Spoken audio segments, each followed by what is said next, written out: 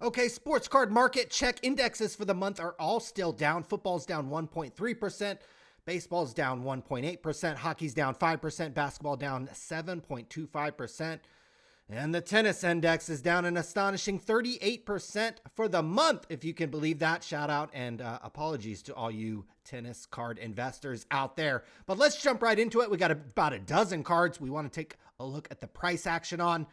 Okay, we always look at the Michael Jordan rookie card. Here is the PSA 8.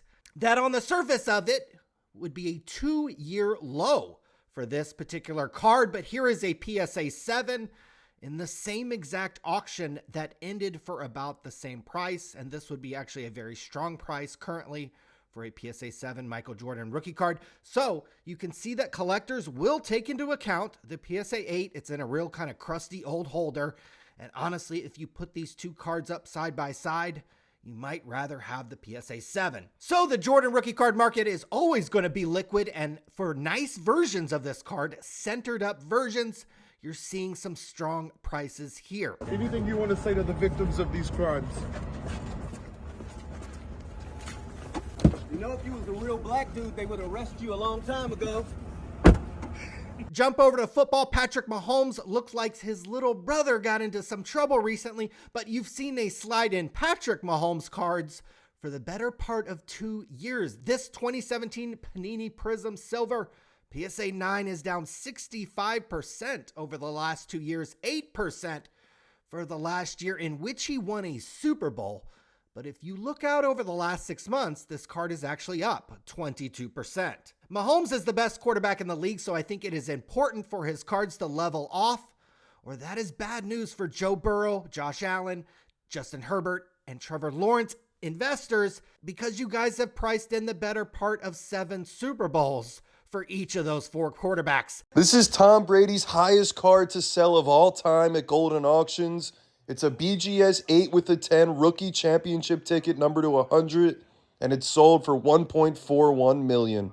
Speaking of Super Bowls, Tom Brady, the guy Mahomes and everybody else in the NFL is chasing, similar trend to Brady cards. Here is this 2000 Bowman Chrome Tom Brady PSA 9, down 54% over 2 years, down 45% over 1 year. But if you look out over the last 6 months, this card is actually up slightly at 3.85%. So one of the real exciting things about it is that we're opening up our capital business so that if you have created a portfolio in cards and we have that portfolio in our archive, you basically have a line of credit against those assets. And it's also important to note, like, I'm invested in the growth of the marketplace. I believe in its trajectory. The vault, the capital business, the lending, all that, none of it's really meant to be overly profitable, to be completely candid. I'm trying to cover my overhead.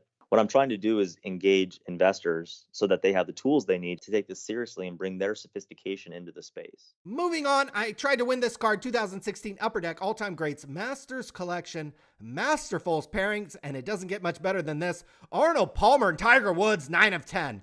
So unfortunately did not win this particular card. You know, you can call me a crybaby. You can say, oh, this. Jumping over to baseball, 2011 Topps Update Mike Trout rookie card. This is about what these have been selling for in the last month or so, but I just wanted to alert you that this is a card that gets trimmed a lot. We've been talking about card trimming a lot on the channel.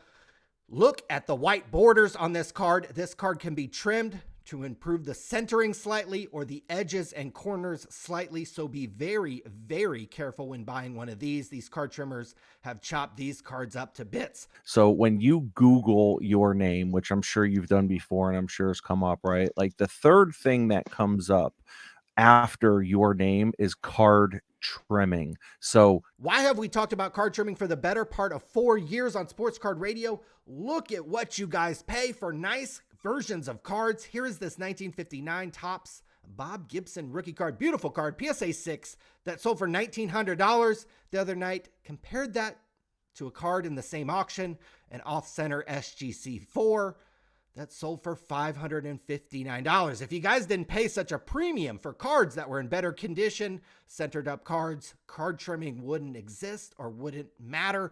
But we live in a world where sky-high premiums are paid for very nice cards. Axel! Hi, Axel! Where's Axel? Hi, Axel! Hi, Axel! Hi, Axel! Moving on, strong price for this 2013 Allen and Ginter autograph card of Guns N' Roses leader Axel Rose. Sold for $1,700. I remember when these cards came out, and it actually took several years for Topps to fulfill these redemption cards. But I remember these cards weren't selling for $1,700 back then, so this card has appreciated quite a bit. Going down to the wire. Magic finds Michael Thompson. The basket counts and a foul. 2021-2022 Panini Prism Black Shimmer Klay Thompson 1/1 card sold for $1,230. I think I mentioned this the other day with a Jerry Rice 1/1 card. These 1/1 base parallel cards that sell for $1,000 or more 10 years after the guy's career has started, I think is a strong signal overall for the sports card market. So something positive out of Sports Card Radio. Ja, you know the "I'm fine in the West" comment's going to get thrown back in your face at this point. Yeah, I don't mind. I don't care. I said it. I deal with it. So.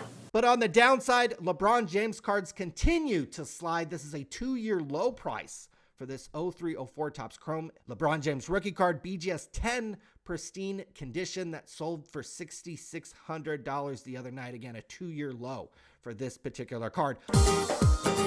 Hey guys, I'm Paulina Gretzky, and I am so excited to be a part of Golf Digest's May Fitness issue. Come check it out. A card that has not slid very much in the last couple years, Connor McDavid. Here is a card that's only down 14% over the last 2 years. I remember when these used to be $100 raw. I probably sold a half dozen of them on ePack. I frankly wish I would have kept them. But as you can see with this particular card, high population card, this card is actually only down 14% in the last 2 years. A card that I'm actually happy that I sold. Here is a Tiger Woods card I bought on eBay for $7. Drop shipped it over to the PSA Collector Vault, listed it at auction over on Golden, rolled the dice, and boy, am I glad I did. It sold for $142. I have no freaking idea. Card I bought for $7 on eBay sold for $142. Still not quite sure what went on there. But that is all I have for you today. Headed down to Los Angeles with my brother actually to watch the Lakers play in another playoff game.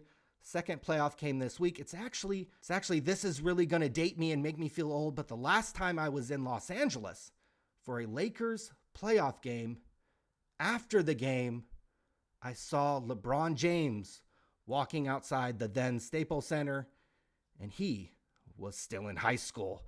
So we will see you soon right here on Sports Card Radio. And until next time, stop trimming those cards. You dip, Daniel?